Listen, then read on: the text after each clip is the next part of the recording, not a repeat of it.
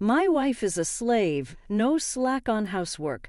Pregnant with a big belly at 9 months, I was pushed away by my husband Alfred, seemingly displeased with me for resting too much amidst my impending early delivery.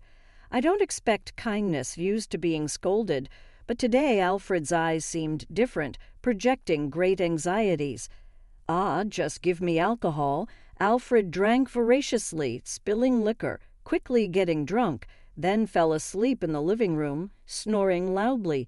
It appears I'm a slave named daughter-in-law, so I cleaned up empty cans, covered Alfred with a blanket, and quietly raised the corners of my mouth, feeling a sense of empowerment.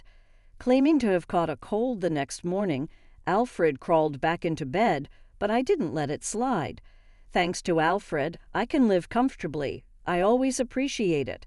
A husband's duty is to earn money. Off you go to work. Who knows what will happen there? I'm Mina Jorger, 23 years old, married to Alfred, 12 years my senior, 6 months ago. Yeah, that's good. Alfred nodded contently after tasting the meal, relieved. I let out a sigh. That's how he always praises me. Coming home tired to a tidy room, delicious food, and a beautiful Mina waiting. I'm the happiest man. I carefully do the housework so he can relax a bit. It feels good to be appreciated. Mina, you're lucky to have me as your husband, to have such an elegant wife at that age. Alfred, older than me, is dependable and always leads me. We met at a career fair while I was job hunting, and instead of getting a job, I ended up marrying him. My friends are working hard at their new jobs, so it's true that as a housewife, I live a more elegant life. He specifies the number of dishes for meals and insists on sorting laundry by color and pattern. I attend cooking classes at Alfred's suggestion, so I don't have much spare time, but it's rewarding because Alfred acknowledges me with a smile. Ah, this meat is so good, the best. It was expensive, right? You should thank me. Alfred has always been good at studying and now works for a top-tier company. Well, I am what you'd call an elite, Al had said before. His slightly condescending tone brimming with confidence seemed cool. And now a new life is growing inside me. I believed our home would become even happier. The distortion began around the 3rd month of my pregnancy. 1, 2, 3, only 3 dishes, that's odd. And I so tired that I'm seeing this. Alfred counted the dishes in an exaggerated manner. I'm sorry, I haven't been feeling well, I said. And I started having morning sickness. I can't move as I want to, and the smell of food makes it hard to cook. Alfred listened to my story without moving a brow. I wanted him to understand my pain, but it felt like I was just making excuses. Ah, I see, he said, nodding slightly. Imagine this, Mina. We go to a restaurant. The chef says, "Sorry, I'm not feeling well," and only serves an appetizer. Is that acceptable? I shook my head. Next, we go to a play. The leading actress says, "Sorry, I'm not feeling well," lies on stage without makeup, and doesn't act. Is that acceptable? I looked down and shook my head again. Right, it's not. That's negligence of duty. If I were a customer, I'd be furious. But what you're doing now, Mina, is just that. Alfred peered into my face deeply, bowing. Am I supposed to take care of Mina like a pet? If a housewife doesn't do housework, what's her worth? You're just planning to leech off me, aren't you? I'm sorry, my voice was barely audible as I apologized again. How ugly. Imagine how I feel having a gloomy wife like you in front of me. And why are your lips blue? Can't you at least put on lipstick? Makeup is a woman's manners, even as a housewife, disconnected from the outside world. Don't neglect that. I'm sorry. I don't know how to make him understand the pain of morning sickness. I was just managing not to vomit, with no energy to argue. All I could do was apologize. After this, Alfred changed. When he returned from work, he would sigh heavily, criticizing my appearance and the food I prepared. Wow, did you even put on makeup? Yes, maybe it's a bit light. So your ugliness seeps through even with makeup. You look like a tired old hag, even though you're still young, Alfred said, running his finger over a shelf, blowing away the dust. He frowned while eating, saying my sad face made even the finest cuisine unpalatable. Gradually, Alfred's return home shifted to delayed at night. He didn't want to see my face or eat my cooking. Morning sickness means you can just lay around all day. Pregnant women are lucky, he remarked, leaving the house. I'm grateful to eat out because our home is so uncomfortable now, Alfred said. No matter how late it was, I always greeted him when he came home. That was all I could do. Alfred wouldn't even touch my slightly swollen belly. Instead, he avoided me with disgust. Welcome home, I said, but there was no reply, just a click of the tongue as he swiftly passed by, his scent provoking nausea. When cleaning his clothes, I tried to hold my breath. The smell was unbearably bad. I never minded Alfred's smell before. Is it the pregnancy? No, it's not just that. I picked up his suit, grimacing at the scent from the pocket of the discarded suit. I pulled out receipts, coins, and crumpled tissues, smoothing out the crumpled receipt from a casual French restaurant for two. Alfred had said deli food was better than mine, but who did he take to such a fancy place? The reliable Alfred I loved was gone. I realized the suit carried a sweet perfume scent, noticing the shadow of another woman. But for the sake of me and the baby, I needed Alfred. Crumpling the receipt again, I blamed myself for being cheated on, resigned to endure for now. Sunday morning, Alfred woke up leisurely, sitting at the breakfast table for the first time in a while. As I prepared breakfast and smiled, handing him a plate, he grimaced, criticizing my appearance and weight gain. I tried to explain it was because of the baby, but he continued, lamenting my loss of youth and obedience. Alfred scrutinized me, lamenting his choice and emphasizing the necessity of independence. Once I wanted to be employed and independent, but Alfred strongly opposed it, insisting I marry him instead. At work, there are people who take maternity and parental leave. They don't whine about morning sickness. They work normally, he'd say. Nausea overwhelmed me, and I rushed to the bathroom, his words piercing my back as I left. Running away must be nice, not having responsibilities as a housewife, he'd scoff. Without Alfred, my unborn child, and I couldn't survive. I had to endure. Late-night returns were still better than his days without contact, yet he'd demand meals even if he might not eat them himself. On such days, he'd leave restaurant receipts for two in a suit pocket, enjoying dinners with someone else before tormenting me at home. But I couldn't live without him, though his attitude worsened by the day. As my belly tightened and I felt the first kick, I realized I too was becoming a parent to this child. I couldn't just rely on Alfred. It was the moment I felt parental responsibility. Working and becoming independent during pregnancy was difficult, but I managed housework without upsetting Alfred, taking care of him when he returned, even as my morning sickness eased. I could manage more housework. Please enjoy your meal, I said, eyes downcast, as Alfred looked down at me with satisfaction. Though he still seemed to enjoy himself outside, things were superficially peaceful. But this peace didn't last long. I developed a condition threatening preterm labor, avoiding hospitalization, but having to rest at home, unable to even do minimal housework. Fortunately, Alfred rarely came home, which was a relief. However, when he did, he would berate me terribly. "You're sleeping again, a woman who just sleeps all the time." Being a wife, I really drew the short straw, he'd say. No matter how much he insulted me, the fact that I was just sleeping made me apologize. But one day that suddenly changed. It was the final day of my 9th month of pregnancy. The next day, reaching full term, the bed rest would finally be lifted. Alfred, who unusually came home in the evening, started yelling at me as soon as he saw my face. Startled by his yelling, I quickly hid the tablet I was holding. "You're slacking off again. I'm working hard outside," he shouted, throwing his bag on the floor. Shaken, I shrank back, apologizing with a trembling voice. But instead of enjoying harassing me, Alfred appeared to be projecting his great anxieties. "Don't be so spoiled. Wives are slaves. Don't slack off on housework," he yelled, pushing me to the floor. Frustrated, he punched the wall several times before drinking heavily and passing out in the living room. Cleaning up, I covered him with a blanket, quietly raising the corners of my mouth. The next morning, I woke him up for work, but he just mumbled about having a cold, refusing to go.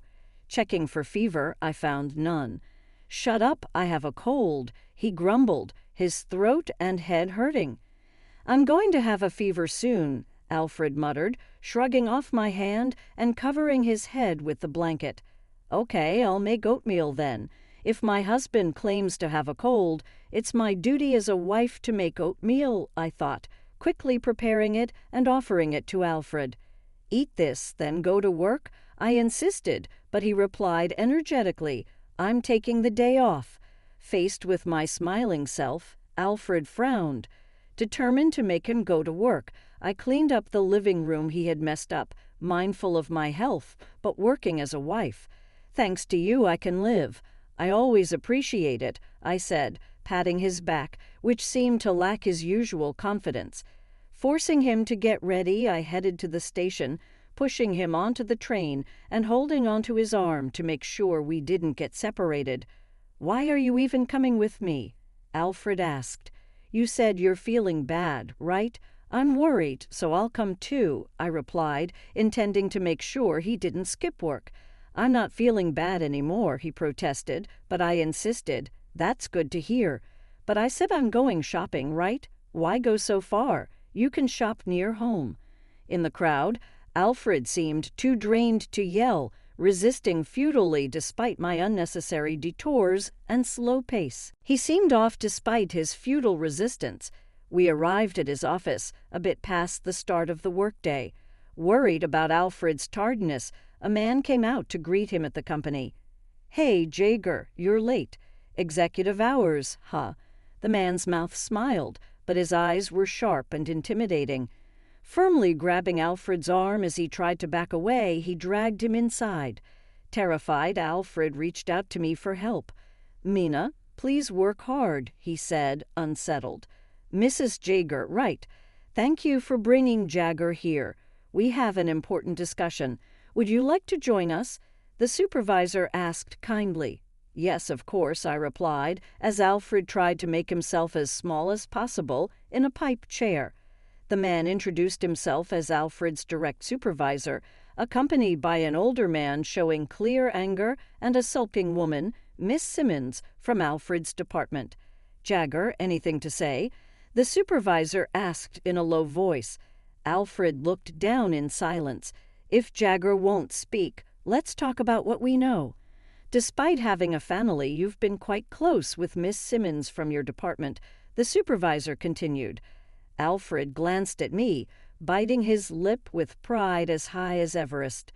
An affair? What are you talking about?" "I have no idea. It must be a misunderstanding." Alfred's voice was barely audible, trying to defend himself. "Then look at this," I said, presenting several intimate photos of Alfred and Miss Simmons. Astonished, Alfred seemed to ask how, looking back and forth between me and the photos. "Yesterday, everyone at work found out about your affair, right? You came home like you were fleeing. I wondered what you'd do the next day and beyond. How long were you planning to skip work with that childish lie about catching a cold?" Alfred's eyes widened in shock as I revealed that I was the one who reported the affair to the company. Speechless, he opened and closed his mouth like a fish. "Are you kidding me? You involved the company over a mere affair."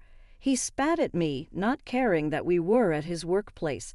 "I just reported it since the other party seemed to be a colleague," I replied calmly, "and you think you'll get away with this. Now that the affair is out, I'll face a pay cut or demotion. You realize that means less income, right? Even you'll be in trouble, especially with a baby on the way." Using the child as leverage now, when he never showed interest, was despicable. Alfred continued, his face turning red with anger. But I remained calm. I acted precisely because the baby is coming soon. Wives are slaves, right? I can't imagine this moral harassment stopping once the baby is born. I don't want to raise a child in a home where it's normal for the mother to be abused. No chance a moral harasser and cheater like Alfred will change and become a good dad. We don't need a dad who's a detriment.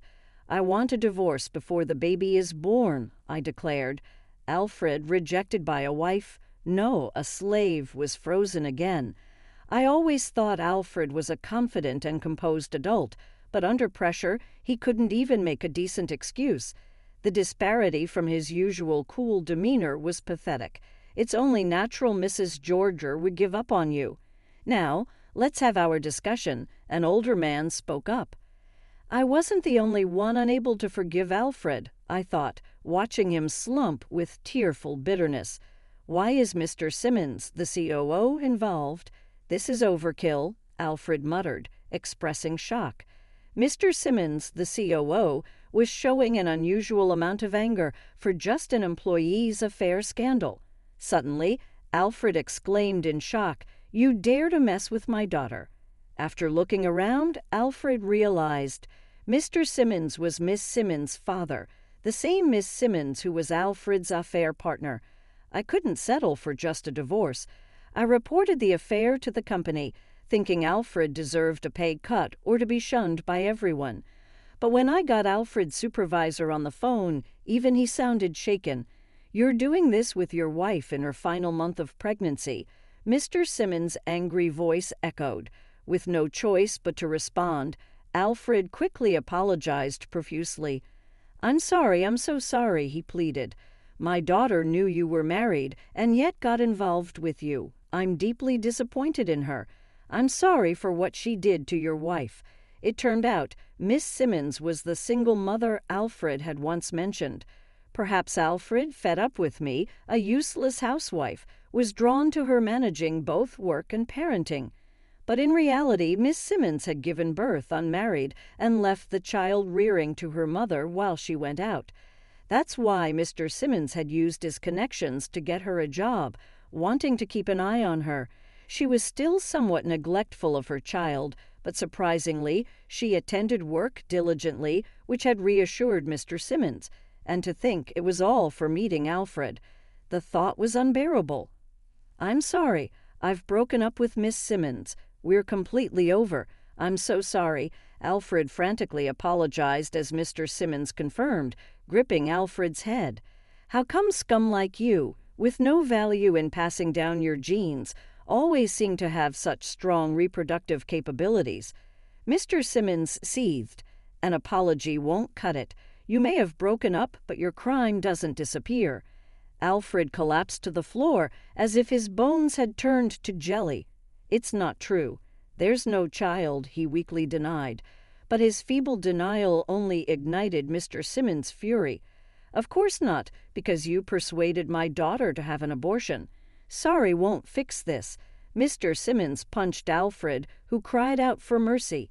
Turning away from the scene, Miss Simmons, who had wanted to have a child with Alfred and marry him, came to despise him after being forced to abort.